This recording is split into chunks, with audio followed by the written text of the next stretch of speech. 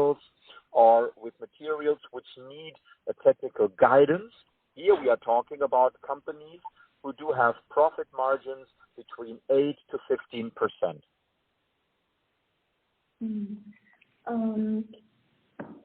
To conclude, so there are 5 main categories. Is that correct? Like the first one would be the commodity distributor, 4% net profit margin. Could you repeat? Sorry, could you repeat?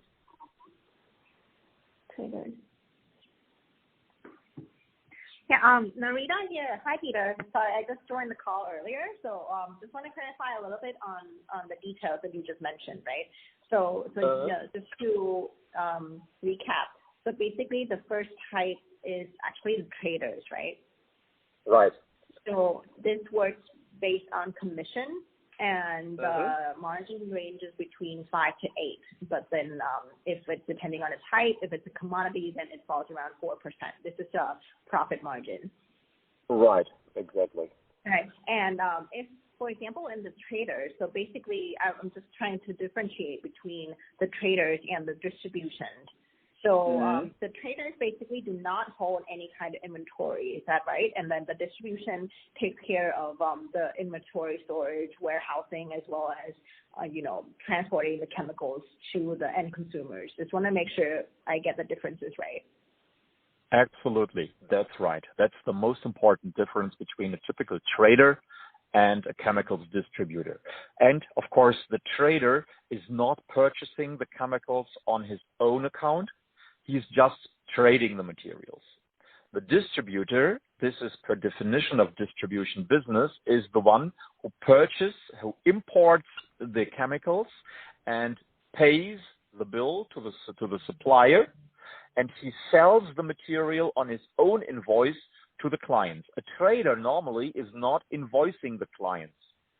The invoice is sent by the manufacturer to the clients, and this is the major difference. Maybe there are shadows in between. Some traders are doing a bit of this and a bit of this in order to create profit maximization. But generally, if we differentiate between the 3 groups, then this is the major difference. Right. Traders are just doing a commission-based business. Yes.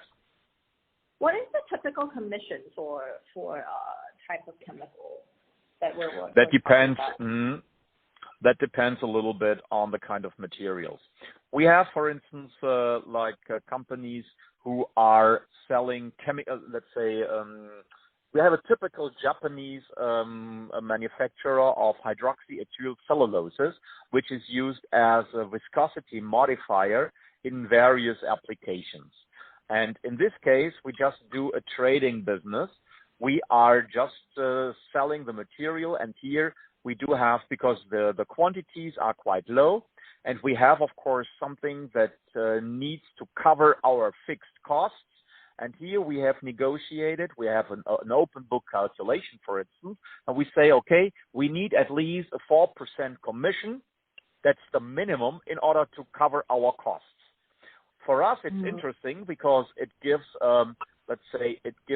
allows us to be a one-stop shop for the client, because we normally do distribution, chemicals distribution, but this supplier insisted on having not a distributor in the country. They just wanted to have a trader. And we said, okay, if this is the case, we will do this trading, and this is based on open book. If we, without or with lower commission than this 4%, it would not make any sense for us. There are other materials. Right. Sorry. So just to clarify a little bit, because a lot of these numbers actually depend on the type of chemical we're talking about. Yeah. So I understand that you might not be able to give a very specific numbers. So if you have the email in front of you, I ask you to pass over an email. I list out a few chemicals. So we don't have a lot of background on chemicals in this source. So I just want to understand, if you glance through the list A and list B, are most of these, because list A basically we got from the details that our potential client would like to import from Japan. And also crossing with the high volume in Thailand.